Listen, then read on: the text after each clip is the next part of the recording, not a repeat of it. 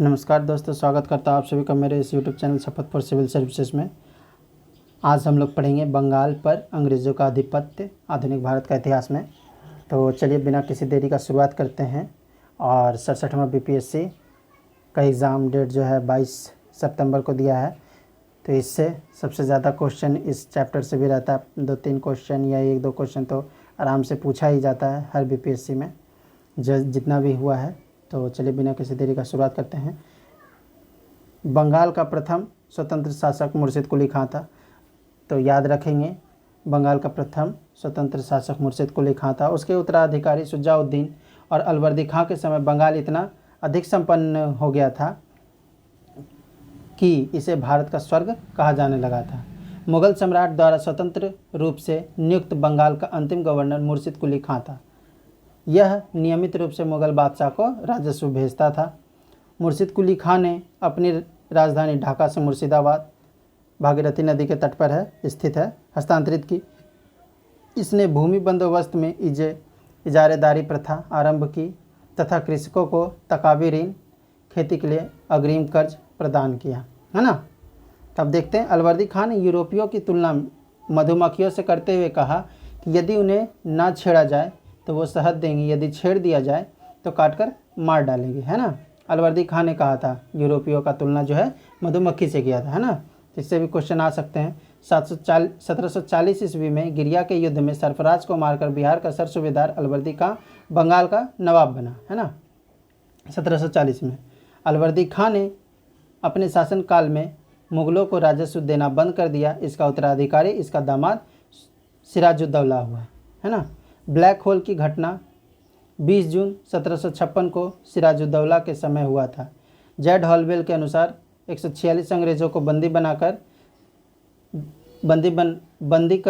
कर दिया गया, जिसमें अगले दिन उनमें से 23 व्यक्ति ही जीवित बच पाए। यह घटना ही ब्लैक होल के नाम से प्रसिद्ध है। सिराजुद्दौला और अंग्रेज़ के बीच युद्ध का मुख्य कारण था अंग्रेज़ों का नवाब के विरुद्ध षड्यंत्र, कासिम बाजार के फैक्ट्री के निरीक्षण की अनुमति नहीं मिलना, फोर्ट विलियम की किलेबंदी एवं दस्तक का दुरुपयोग।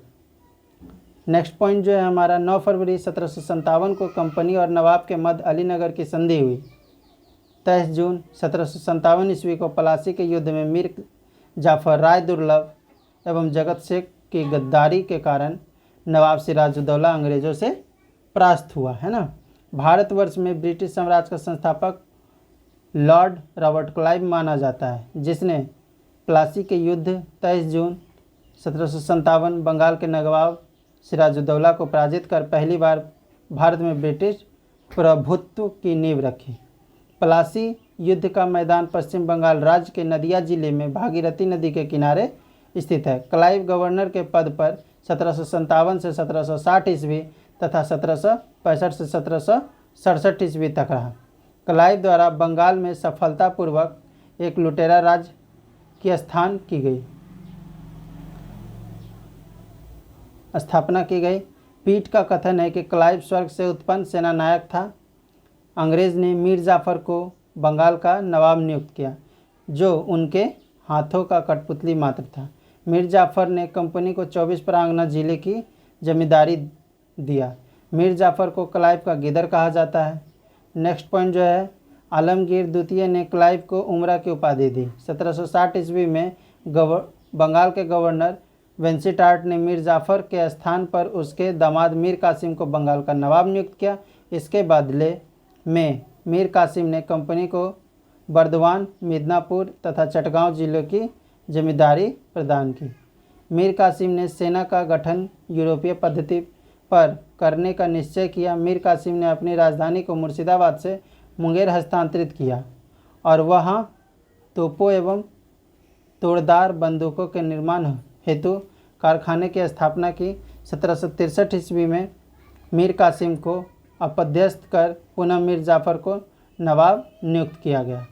22 अक्टूबर 1764 ईस्वी के बक्सर युद्ध में अंग्रेज़ों ने मीर कासिम को अवध का नवाब शुजाउद्दौला एवं मुगल सम्राट शाह आलम द्वितीय की सम्मिलित सेना को परास्त किया। इस युद्ध में अंग्रेजी सेना का नेतृत्व हेक्टर मुनरो ने किया। शाह आलम द्वितीय ने क्लाइव के साथ 1765 की इलाहाबाद की संधि कर ली। इस संधि के अनुसार शाह आलम ने कंपनी को बंगाल, बिहार तथा उड़ीसा की दीवानी दे दिया। इसके बदले मुगल बादशाह शाह आलम द्वितीय को कंपनी द्वारा सम्राट को 26 लाख रुपए दिए जाना था। निजामत व्यय के लिए कंपनी को 53 लाख रुपए देना था।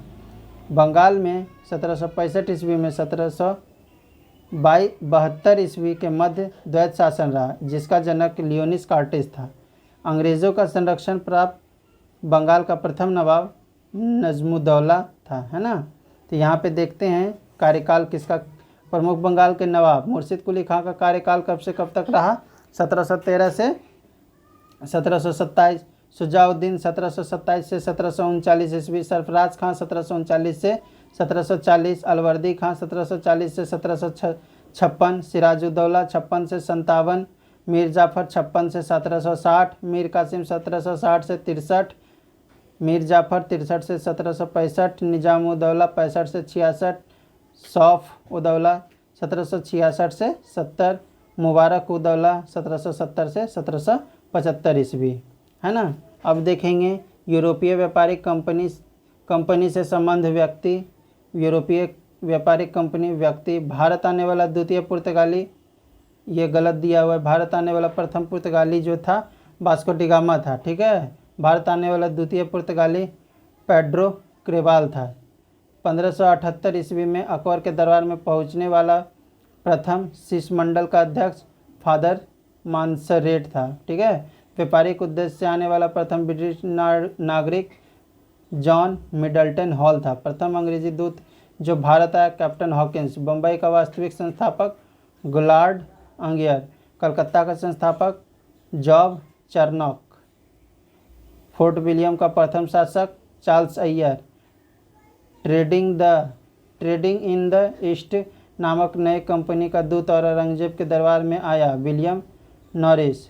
फारुखसियर के यहाँ जाने वाला शिष्टमंडल का मुखिया जॉन सुरमन। पौंडीचेरी का प्रथम फ्रांसीसी गवर्नर फ्रैंको मार्टिन। मद्रास का संस्थापक फ्रांसिस डे। सूरत में प्रथम फ्रांसीसी फैक्ट्री का संस्थापक फ्रैंको कैरो। वर्धमान का जमींदार शोभा सिंह। अब पढ़ेंगे हम लोग क्या, नेक्स्ट टॉपिक जो है हमारा अंग्रेज़ों के मैसूर से संबंध, है ना। तो चलिए बिना किसी देरी का शुरुआत करते हैं। हैदर अली ने 1755 ईस्वी में फ्रांसीसी के सहयोग से डिंडीगुल में एक शस्त्रागार की स्थापना की और 1760 में वांडियर वंश की सत्ता छीनकर मैसूर का स्वतंत्र शासक बना। हैदर अली ने कर्नल वैली को अरंदी के युद्ध में पराजित कर दिया। यह खबर सुनकर हेक्टर मुनरो युद्ध से भाग खड़ा हुआ। 1781 में आयरकुट ने पोर्तोनोवा के युद्ध में हैदर अली को परास्त कर दिया। हैदर अली की मृत्यु द्वितीय आंग्लो मैसूर युद्ध के दौरान 1782 ईस्वी में हो गई, ठीक है। वेलेस्ली को आयरलैंड के लॉर्ड सभा ने मार्किवर्स की उपाधि प्रदान की। हैदर अली का उत्तराधिकारी उसका पुत्र टीपू सुल्तान हुआ। टीपू 1787 ईस्वी में अपनी राजधानी श्रीरंगपट्टनम में फ्रांस एवं मैसूर के मैत्री का प्रतीक स्वतंत्रता का वृक्ष रोपा और फ्रांसीसी क्रांति से प्रभावित होकर जैकोबिन क्लब की स्थापना की। चतुर्थ आंग्लो मैसूर युद्ध 1799 के समय अंग्रेजी सेना को वेलेस्ली, हैरिस और स्टुअर्ट ने अपना नेतृत्व प्रदान किया। इसमें टीपू सुल्तान मारा गया और अंग्रेज़ों एवं मैसूर के मध्य 4 आंग्लो मैसूर युद्ध हुए, जो इस प्रकार है। आंग्लो मैसूर युद्ध। प्रथम आंग्लो मैसूर 1767 से 69। गवर्नर का इसमें पता नहीं है। मैसूर शासक हैदर अली। संधि जो हुआ था मद्रास की संधि हुआ था। द्वितीय आंग्लो मैसूर युद्ध 1780 से 84। वारेन हेस्टिंग्स गवर्नर था। मैसूर का शासक कौन था? हैदर अली एवं टीपू सुल्तान।